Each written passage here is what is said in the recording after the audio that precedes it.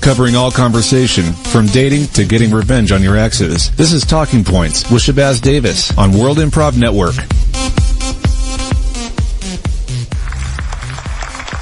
Hello. Good evening. And welcome to Talking Points with Shabazz Davis. My name is Jerome Carmichael, filling in for Shabazz this week, who's busy getting his guitar inflamed, which apparently is not a medical condition, as I assumed. Well, yes. Good luck, Shabazz. Now, there is a statistic near and dear to my heart. And that is that of all Americans, 71% of Americans have attended college, either for one day or have graduated. And of that 71%, at least 22% of those have been affiliated with a fraternity during their time at university. I myself was a Lambda Delta Chi. Lambda Delta Chi! And thank you. And just a friendly Chi Hi to all my brothers out there in TV land. Now, there are a lot of negative stories that you'll hear in the news about fraternities. And I am very proud of my time at a fraternity, and I have two gentlemen here with me today, representatives of the Pan-Hellenic Greek Conference here in Washington, D.C. Now we have the current representative of all current fraternity brothers nationwide. You are this is Bruce Ignite. Ooh. That is correct. Oh, welcome to the show, Brother Bruce. Thank you. And it says here you are a member of Sigma Delta Cap. Darn tootin'. Sigma Delta Cap. Tilt your hat. Well, yes, the premier Southern fraternity. That's right. Welcome to the show. Thank you.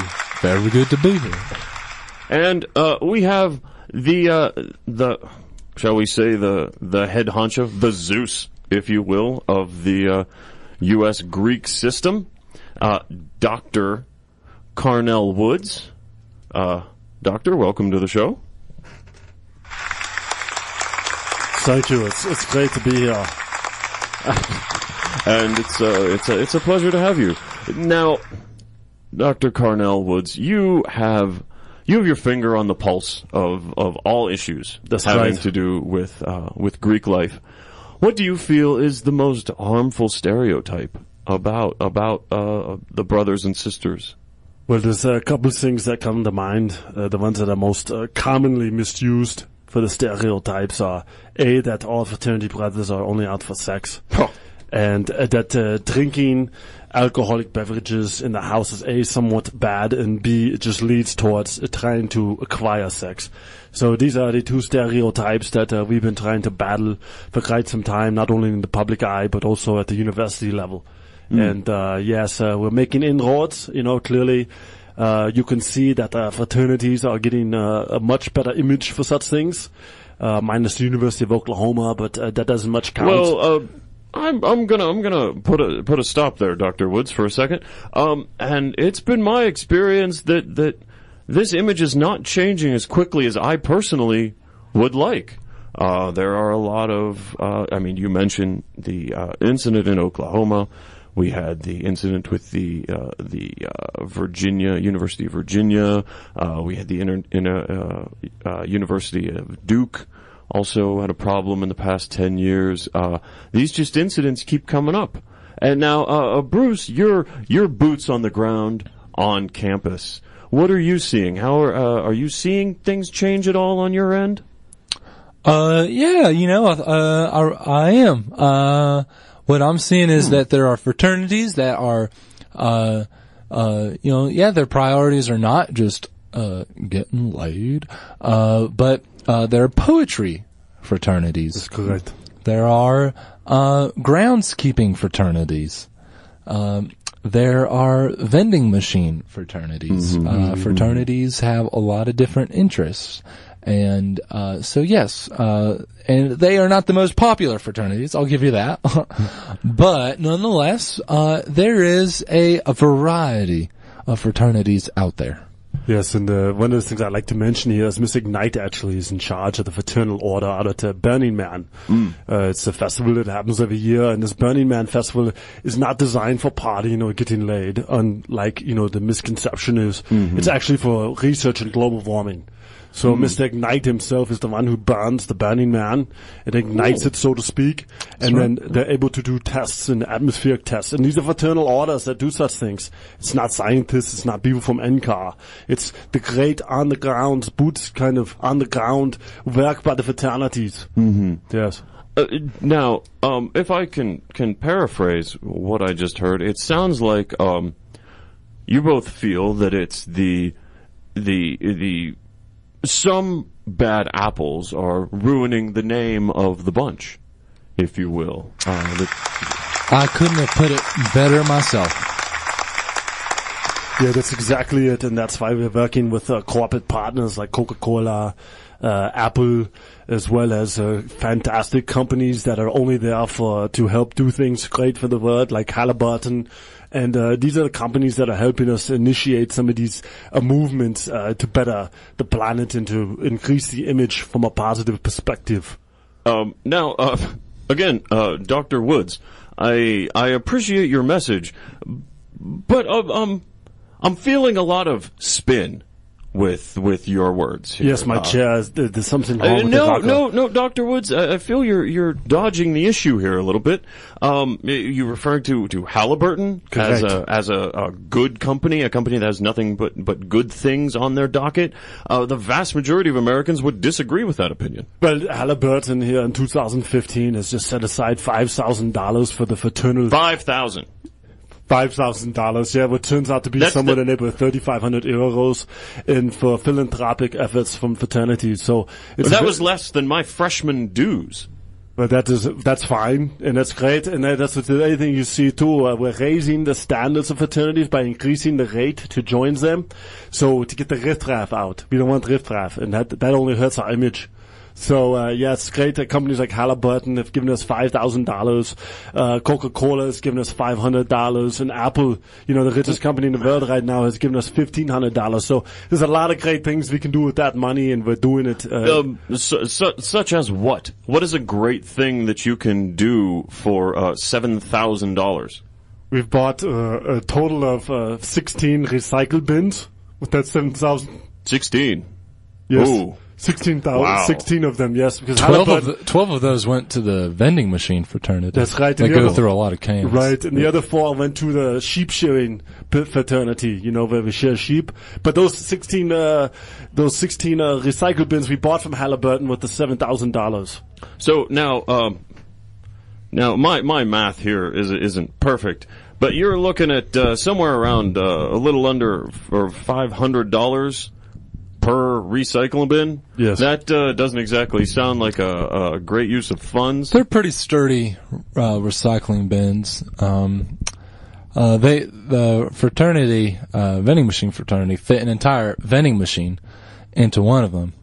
Oh, so these are giant, maybe possibly dumpster-sized bins? They're pretty big. Yeah, they're not they're pretty big. And the other thing is that, we have to mention here, Mr. Ignite didn't mention that the bright green paint on it is safe for children. So children can eat on the trash can and they're not going to get any kind of cancer or carcinogen or anything like that. Yeah, and it's bulletproof. It's bulletproof as well, yes. Some fraternities, they need the trash can they put in front of the door, so for drive-by shootings and stuff, it protects them. Yeah, some of the fraternity houses are somewhat unsavory neighborhoods where there's a lot of crime, a lot of drive-bys. And we're working on that by raising the dues, so the more expensive it is to join, the less likely that you'd be in such a neighborhood. Yeah. Yes. When I began this interview, gentlemen, I was hoping to change the minds of Americans, turn around their general views on fraternities and fraternity culture, the culture that has given me so much, and yet I find myself turning against you both. against my heritage. This sounds like an excessive waste. No, Mr. Ignite, you. I'm sorry. That's all right. No, this is not how I should treat a brother. I apologize. No, Mr. Ignite, can you speak to some of the positive things that you and your fellow Delta Kappa Chi's are doing at the university? Sigma Delta Kappa. Sigma Delta Kappa. Yeah. Yes. Sigma Delta Caps are. Yes. Thank you. Tilt your hat. Fine. Can you speak to anything positive that y'all are doing? Possibly that's within budget or actually seems helpful for the community at large? Recycling is up big time. There's a lot more poetry.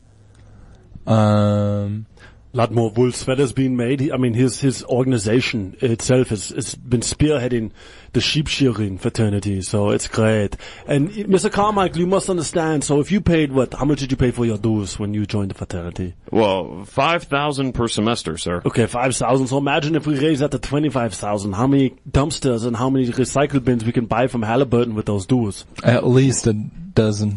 Well, and how many... Counterpoint...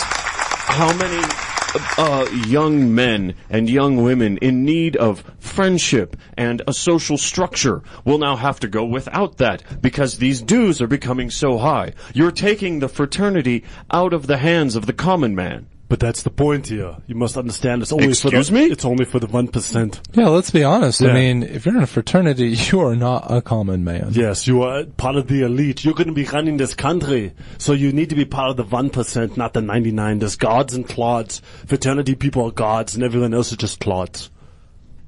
Clumsy clod. Audience, why are you clapping for that? Well, I see a lot of my brothers up here, and I think they all agree with us. You know, me and Dr. Woods. Well, of course, the fraternity of the 1% is going to stick together. Woohoo. I have never been more embarrassed to be a Greek brother than I am right now. I'm sure you two have changed stereotypes, but you have not changed them for the better as part of today's show. I am America. I apologize for what you have seen here today. I expected better of my brothers and of myself. So I apologize, and that is the talking point. Give the Windcast your suggestions via Facebook, Twitter, or the KZKO Wind blog during the commercial break of what issues the Wind counselors can help you with during Good, Bad, Ugly. Next on KZKO. Stay tuned. We'll be right back with another exciting segment for Win on KZKO The Vibe.